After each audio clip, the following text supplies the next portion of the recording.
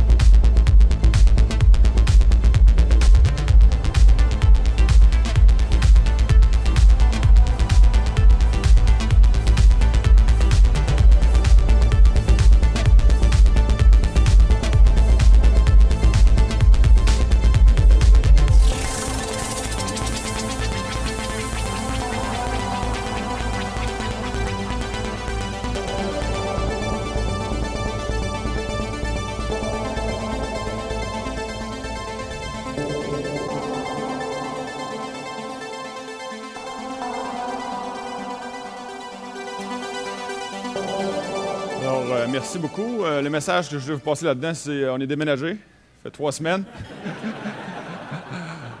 Dites à vos comptables d'envoyer les chèques à la nouvelle adresse parce que... Alors, oui, on a aménagé dans une nouvelle bâtisse qu'on a achetée l'année dernière sur le boulevard Lacroix, donc juste en face de BMR. L'enseigne n'est pas posée encore sur la bâtisse. Et nos portes non plus, donc on va faire ça bientôt. Merci beaucoup. Je suis très heureux d'être là. J'avais retenu un petit conseil de Pierre Morancy la semaine dernière, c'est 3 heures avant caler 3 bières. Pour baisser le stress, je vais vous avouer, à 4 heures du matin, là, ça ne me tentait pas bien de... Fait qu'on va commencer tout de suite parce qu'on a pris un petit peu de retard. Retard dans le web, là, effectivement, on pense tous qu'on est en retard, là. Mais à un moment donné, il faut apprendre à marcher avant de courir. Ce chiffre-là, retenez-le bien, 6,8 milliards de dollars, c'est le business qu'on perd présentement. Puis merci à Joanne du CAE de m'avoir sorti ce chiffre-là cette semaine. Donc 6,8 milliards de dollars, c'est des chiffres qui datent de novembre. Là, donc ça fait 8 jours que ces chiffres-là sont sortis. C'est l'argent qui se dépense présentement par des gens au Québec sur Internet. Fait que ces gens-là, justement, sortent l'argent de leur poche, ils achètent sur Internet, puis ce chiffre-là augmente là, de façon quasi exponentielle à chaque année. La portion, par contre, que ces gens-là achètent chez vous, c'est 25 % seulement. Donc, 6,8 milliards, 25 % c'est l'argent qui se dépense présentement. 6,8 milliards de dollars, c'est pour le Québec. Imaginons l'Ontario, imaginons l'Europe, les États-Unis. Les achats en ligne, puis le commerce en ligne, c'est assez important. Ils achètent tous ces gens-là. Je ne sais pas si vous connaissez, là, notre ami Alibaba. Donc, Alibaba, là, ça valait de rien. Il y a 2, 3, 4 ans que ça a commencé à émerger. C'est présentement le rassemblement de l'ensemble des manufacturiers chinois sous une plateforme web de e-commerce. Puis je peux vous dire qu'Alibaba, je suis là toutes les semaines, pas parce que je veux payer moins cher, c'est parce qu'ils ont une méga sélection de produits, Ils ont des choses vraiment intéressantes. Ils ont réussi justement à bâtir en Chine une plateforme de commercialisation électronique que nous-mêmes, ici en Amérique, on n'a pas. On a Amazon, là, mais je peux compter sur le doigt de la main les gens qui vendent sur Amazon ici dans la salle. Ça, c'est le deuxième. Quand Alibaba c'est parti, DHgate ont commencé justement une autre plateforme. Ils vendent des vélos Pinarello en ligne, des vélos de 5-6 000 $. Puis, je n'ai pas acheté le mien là, je roule en Rocky Mountain, c'est bien évident. Vous avez AliExpress qui vendent encore plein de choses. Ils ont dit, OK, bon, Alibaba, c'est le fun, on va en faire nous autres aussi, on va l'appeler AliExpress. AliExpress, ils vendent des cylindres hydrauliques pour la machinerie. Ils vendent n'importe quoi. Ils vendent des bundles de bois, d'acajou, de n'importe quoi. Et enfin, madeinchina.com, un quatrième portail. Ça, si ça ne vous convainc pas, justement, que le commerce électronique est bel et bien arrivé sur la planète, vos clients, eux autres, ils sont convaincus, ils achètent là tous les jours. Et pour le fun, là, faites un test chez vous, là, combien de boîtes d'employés qui rentrent, de colis qui sont achetés sur eBay, sur n'importe quoi tous les jours. Chez nous, là, on a passé là, des skis alpins, des bâtons de hockey. Là, mes gars sont rendus, ils ont tous eu le premier bébé. C'est les caisses de couches, Pampers, puis Huggies qui rentrent. Mais tout s'achète sur le web. Et puis, bien entendu, Amazon, là, qui est hyper accessible, là, que vous pourriez aller chercher. Donc, ces gens-là, qu'est-ce qu'ils m'offrent? Ils m'offrent une très large sélection de produits. Ils vont m'offrir justement des conversations en direct. Sur Alibaba, là, vous allez là, vous parlez avec quelqu'un directement en ligne, ils vous répondent. Et puis, ils s'appellent tous Cindy en passant. Ils ont tous un nom américain. Et puis, ils shippent en 2 jours. 2 jours de shipping pour acheter quelque chose en Chine, chez nous, par FedEx. On l'expérimente fréquemment, puis c'est ultra rapide. Donc, ils sont dégourdis, puis ils savent où est-ce qu'ils s'en vont. La prise de conscience que je veux vous faire prendre tout de suite après, c'est la question financière. Où est-ce que je dépense mon argent? Comment ça coûte, justement, pour ces technologies-là? Puis, comment se répartit mon budget en marketing? Présentement, votre budget, il y en a une grosse partie qui passe peut-être en foire commerciale, encore. Et puis, c'est bon, on s'en va justement à une foire commerciale le 27-28 novembre, la première qu'on va faire chez eClick. Donc, on ne dit pas de ne pas investir là-dedans. Par contre, de tout investir là-dedans, c'est peut-être pas la meilleure stratégie. Vous imprimez encore des catalogues. Donc, j'en vois beaucoup dans les quincailleries, j'en vois beaucoup à plein d'endroits, des belles pochettes, tu sais, que ma compagnie, mon institution financière me remet à chaque année. La pochette coûte 4 $. 4 $ sur Internet, là, je vous amène environ 30 cents du visiteur. Tu sais, je vais vous amener 12 à 15 personnes qui vont venir sur votre site web et peut-être consommer chez vous. Fait qu'à chaque pochette, dites-vous, c'est 4 $ investis peut-être, là, mais c'est une douzaine de visiteurs sur votre site. Et puis, vous avez vos vendeurs, donc votre équipe de vente. Je salue Jean-Daniel qui est ici, qui va ressembler peut-être à ça dans une quinzaine d'années. Jean-Daniel a commencé chez nous il y a 1 an, puis il fait une super bonne job, là, mais le travail de vente du web, tu sais, on ne veut pas, ça se reprend sur le tas. Il avait étudié en cuisine, puis aujourd'hui, il est chez nous. Les pages jaunes, encore plusieurs probablement investissent dans les pages jaunes. Je ne pense pas que j'ai un mot à dire là-dessus, autre que c'est peut-être le temps que vous arrêtiez de mettre de l'argent dans ces pages jaunes, là. L'efficacité des pages jaunes, parlez-en à Maxime Gendreau, au dernier salon Web Affaires. Un appel dans les pages jaunes, ça coûte 100 $. Un appel généré chez vous, dans votre commerce, c'est 100 $ l'appel.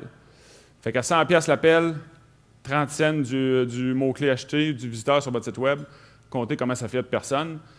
Je pense que le calcul est assez facile à faire. Donc, 6,8 milliards de dollars, c'est l'argent justement que vous êtes capable d'aller chercher supplémentaire si vous adhérez aux technologies dès demain matin. Le web, par contre, il y a une chose que vous preniez conscience, c'est que ce n'est pas pour vendre à votre voisin dans votre ville ou dans votre région. Donc, vous ne vendez pas à votre voisin avec le web. Vous allez vendre à des Chinois, vous allez vendre à des Américains, vous allez vendre à des Australiens, peu importe. Quand on a lancé un site web il y a 8 ans de ça, Instaboat à Saint-Jean-Chrysostome, ils vendaient des chaloupes pliantes en aluminium, puis ils essayaient de percer le marché américain parce que c'était le plus gros. Quand on les a mis en ligne, on a commencé justement à avoir des distributeurs aux Pays-Bas. On a eu des distributeurs en Australie, en France et un peu partout. Parce qu'une chaloupe pliante en aluminium qui rentrent dans un garde-robe. Les Américains, ils n'en veulent pas du tout. Mais les Français, ils en consomment en quantité industrielle. Donc, il y a des produits, justement, lorsque vous allez commencer à commercialiser vos produits sur le web, vous allez découvrir des nouveaux marchés que vous ne connaissez pas. Ça sert à ça, la commercialisation Internet. Donc, on ship partout, de partout. La Terre est rendue extrêmement petite, là. Puis moi, je n'en reviens pas encore, là. J'étais à la veille de me mettre dans un colis parce que Hong Kong, Saint-Georges, en 2 jours, c'est incroyable.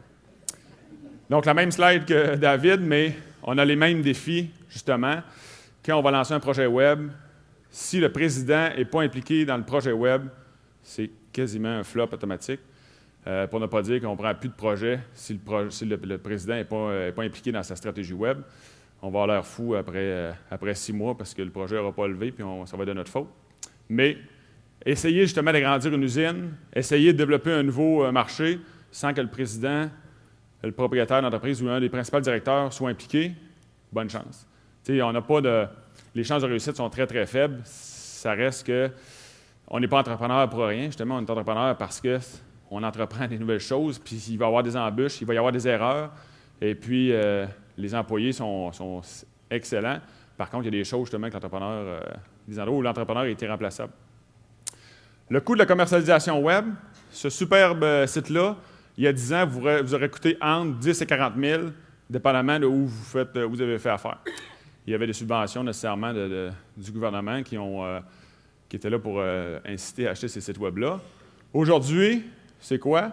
Aujourd'hui, vous faites un site comme Valérie, justement, de DécoValley, pour peut-être 10 fois moins de budget.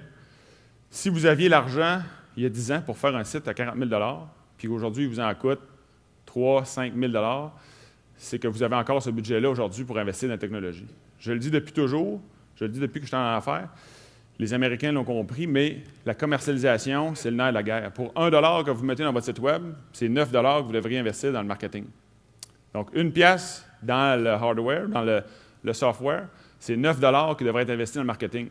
Présentement, les gens font plutôt 9,99 $ dans le hardware, puis 1 cent dans le marketing. Souvent, il ne reste plus de budget pour le marketing. On a un superbe beau site web, il est vraiment clean, mais il n'y a pas de visiteurs, on n'est pas sur les réseaux sociaux, on n'a pas de stratégie d'achat de mots-clés ou de visibilité justement dans les moteurs de recherche. On n'est pas sur Pinterest. Qui connaît Pinterest? Levez la main. Super. Fait que, on va en parler tout à l'heure pour les autres. Donc, avant aujourd'hui, ou avant, il y a 10 ans, vous aviez une secrétaire. Parce qu'une secrétaire, c'est la deuxième personne qui rentre dans une shop après le propriétaire. Parce que répondre aux appels, c'est en même temps qu'on fait l'ouvrage, c'est pas évident. Elle fait la job mieux que vous l'auriez probablement fait. Fait que cette secrétaire-là, elle a fait le travail longtemps. Les appels rentraient. À un moment donné, toute la job venait par le téléphone ou le vendeur.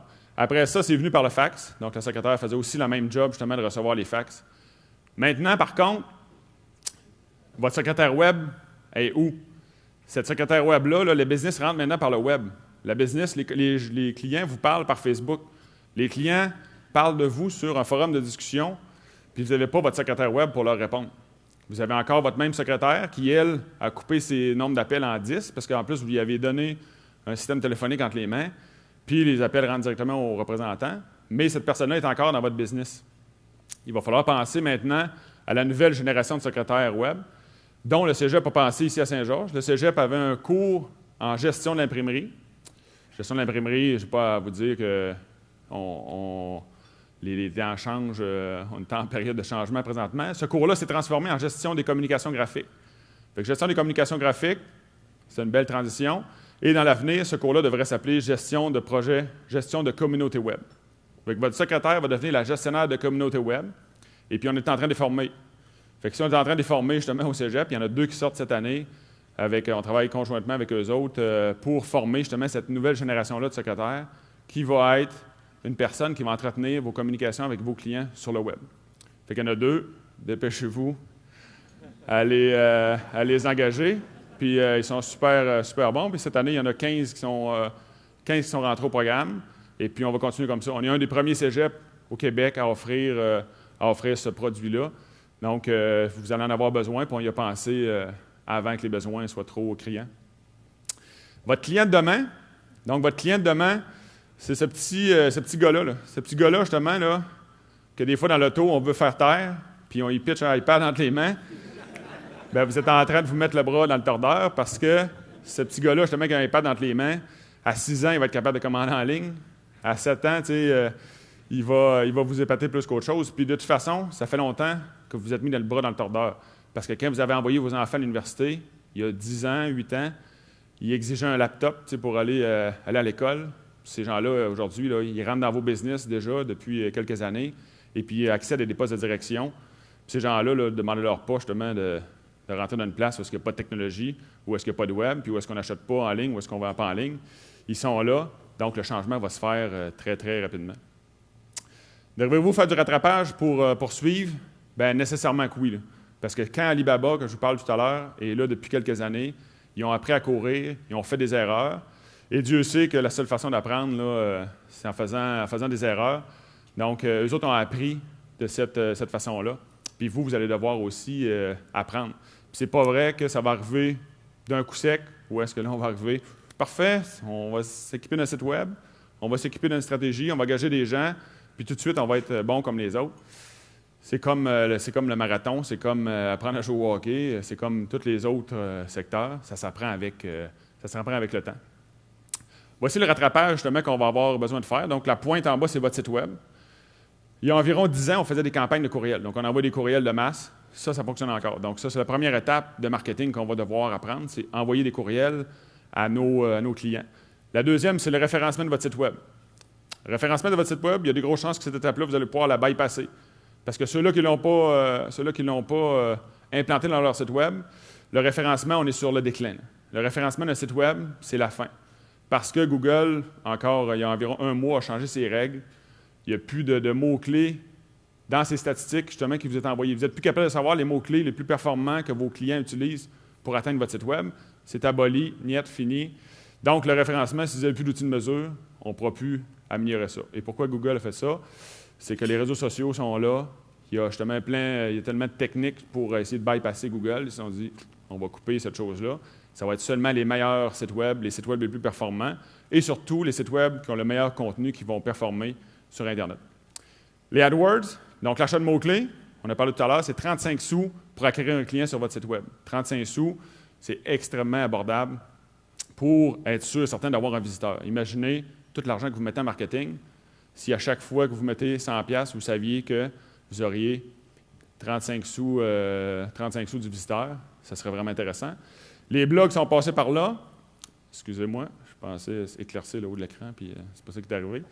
Ensuite de ça, Facebook est arrivé. Donc, Facebook, là, on date quand même de 3 ans en arrière. Fait que ça, c'est la portion où on va devoir apprendre aussi. Fait que là, dans notre marathon, justement, d'accessibilité au marketing web, ces étapes-là sont là.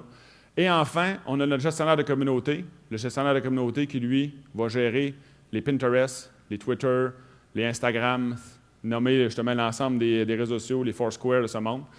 On arrive là. Là, le message que j'entends, c'est moi, Facebook, j'haïs ça, j'haïs ça, j'haïs ça. Puis ça, c'est de la part de tout le monde. Là, les chefs d'entreprise détestent ça. Détestent Facebook parce qu'ils voient seulement le côté mettre ma vie sur Internet, dire ce que j'ai mangé à soir, raconter si vous aimez, si vous avez une mère qui vous chérit, partager cette information sur votre mur. Donc, Facebook, c'est 1 milliard de personnes. Là. Fait que vous ne voulez pas, il y a beaucoup de choses bizarres qui se passent sur Facebook. Par contre, c'est effectivement 1 milliard de personnes. 1 milliard d'utilisateurs sur Facebook. Je ne sais pas pour vous autres, là, mais si vous pouvez vous permettre de ne pas parler à 1 milliard de personnes, ça va super bien dans votre business, puis aucun problème, continuez. Mais ça se peut justement que ce milliard-là, un jour, on en a besoin. On a besoin de communiquer avec eux autres. Fait que ces gens-là sont là. Facebook, ça va servir à quoi dans votre entreprise? C'est seulement un porte-voix. Fait que Facebook, là, enlevez-vous toutes les histoires là, de minous puis de chats avec des gros yeux sur Facebook, les vidéos de détente, là, ou peu importe, mais Facebook, c'est une place pour parler puis écouter surtout vos consommateurs. Vos consommateurs sont là, puis ils vous crient après « Hey, je veux tes produits. Hey, je suis intéressé par tes services. J'aimerais avoir telle chose. » C'est à ça que ça sert justement Facebook, c'est de non pas leur crier après, mais de discuter avec eux autres. Est-ce que les réseaux sociaux, l'entreprise en a besoin? C'est définitif. Il y a des gens qui m'arrivent et qui me disent hey, « Moi, les réseaux sociaux, là, ma business, on n'a pas rapport là-dessus. » C'est interdit de dire ça à l'avenir. Ne dites plus jamais ça. Non, mais il n'y a aucun business qui échappe aux réseaux sociaux. Qu'on s'appelle Claude Morin, nouveau maire de Saint-Georges, c'est une business. Qu'on soit un politicien ou qu'on soit un directeur d'institution financière, il n'y a aucun prétexte à ne pas y être. La preuve de ça, c'est les Jeux Oasis, la sonde. J'étais à l'école d'entrepreneurship il y a 1 an et demi de ça, lorsque le conflit est arrivé. On rencontrait monsieur, je ne me rappelle plus son nom, Gérald Gattuso, oui, merci beaucoup. Fait qu'on rencontrait M. Gattuso 3 semaines avant cet événement-là qui est arrivé. Cet événement-là est arrivé 3 semaines avant qu'on le rencontre. Il a cancellé cette rencontre chez nous aussi parce que sa sœur était décédée dans la même période, mais il traversait une période de tempête incroyable. Je ne sais pas s'il y en a qui se rappellent de l'histoire de Oasis, mais très simple. Oasis, une petite madame justement qui fait des produits de beauté puis des produits d'huile olive, quoi que ce soit, dans sa maison.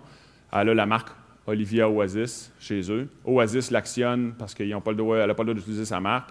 Un moment donné, elle lâche sur Facebook, elle dit là, je suis écœuré, fini, je ferme la boîte. On ferme la compagnie aujourd'hui. Les gens, justement, la communauté s'est revirée de bord, s'est retournée contre Oasis. Ils ont commencé à mettre des vidéos où est-ce qu'on vidait le jus Oasis dans le signe, puis on montrait la Tropicana à côté. Les gens ont commencé à écœurer un peu les employés de la sonde pour leur dire « vous êtes des ci, vous êtes des ça ». Le chiffre d'affaires en a pris pour son rhume et surtout la notoriété.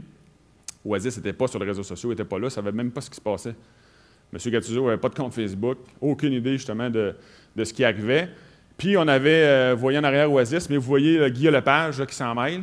Comme raison, il connaît ça, lui, les poursuites de Oasis, il connaît tout. Mais il s'en va dire sur son compte Twitter qu'il ne boira plus jamais de jus Oasis. C'est impensable justement que ces choses-là arrivent. Fait que vous fabriquiez du bois franc, que vous fabriquiez des vélos, qu'on fabrique des portes, qu'on fabrique n'importe quoi, on n'est jamais justement vacciné contre ce genre de virus-là qui va nous attaquer. Puis c'est vraiment des virus qui peuvent vous attaquer. Donc, commencez donc à apprendre justement comment ça marche, puis comment ça se passe sur les réseaux sociaux. Le commerce de détail change. Fait que le commerce de détail change effectivement. Ça, c'est les concepts qu'on voit présentement en Chine ou un peu en Europe. Là, c'est Tasco, la compagnie.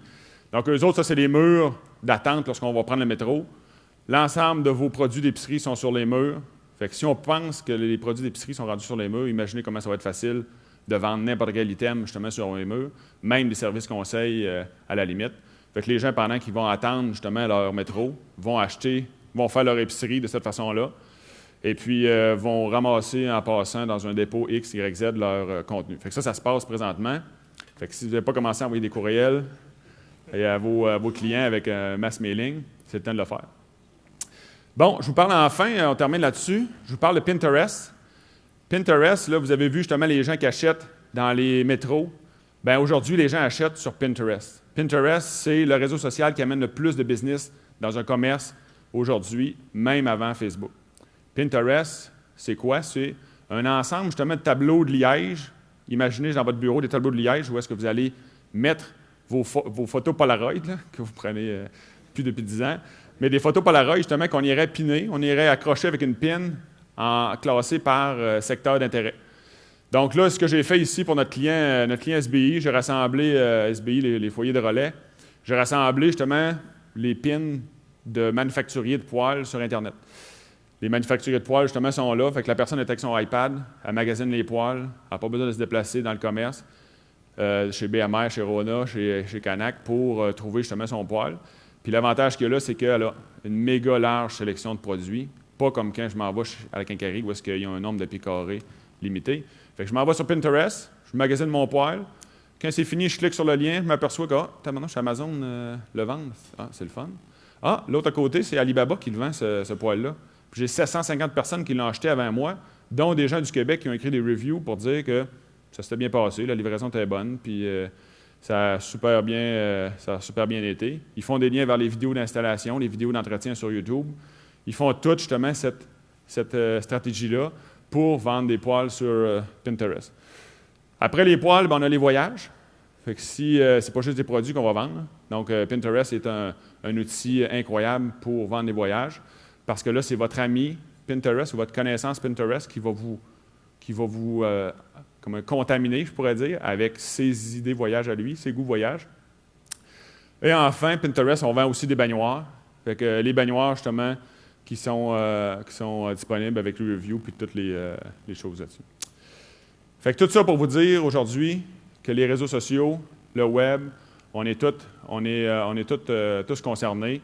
Et puis, ça va à la vitesse grand V.